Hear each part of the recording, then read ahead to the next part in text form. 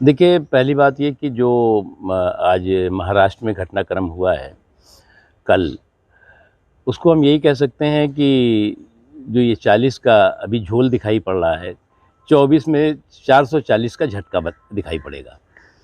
वो इसलिए कि जिस तरह से नरेंद्र मोदी जी के काम की गिनती ने विपक्ष के सारे राजनीतिक गणित को बिगाड़ दिया है, तो एक तरफ काम की गिनती और दूसरी तरफ विपक्ष का बिगड़ा हुआ गणित। आज जो है वो मोदी जी को हटाने की जो इनकी हठ है, उस पर जो है वो देश की जनता की मोदी जी को दोबारा लाने की का जो संकल्प है, वो भारी पड़ रहा है।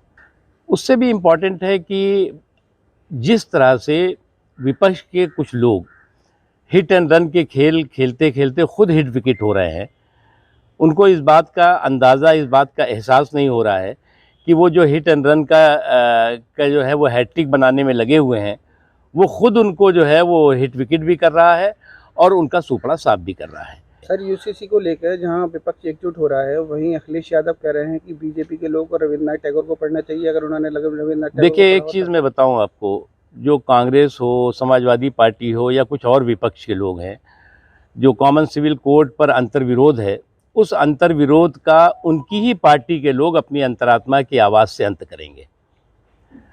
क्योंकि जो कॉमन सिविल कोड है वो किसी धर्म के धार्मिक अधिकारों और आस्थाओं पर किसी तरह का अतिक्रमण नहीं है, बल्कि मानवीय मूल्यों और संवैधानिक स्वतंत्रता को मजबूत करने वाला है।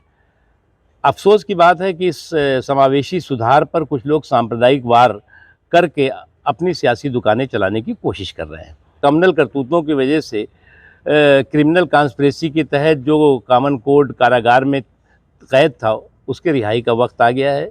यही समय है, सही समय है जब कॉमन सिविल कोड होगा। लेकिन उसके साथ हम देश के लोगों को ये स्पष्ट करना चाहते हैं, जो लोग भय और भ्रम पैदा कर रहे हैं, किसी को भी कहाँ नमाज़ पढ़नी है, कहाँ पूजा करना है, कहाँ पर चर्च में जाना है, कहाँ पर गुरुद्वारे में जाना है, या अपनी धार्मिक आस्थाओं को कहाँ किस तरह से प्रदर्शित करना है, इस पर कोई बंदिश नहीं है। यूसीसी जो है वो कुरान शरीफ हो या जो और भी धर्म ग्रंथ हैं, उसके जो मान्यताएं हैं उसका अतिक्रमण नहीं है।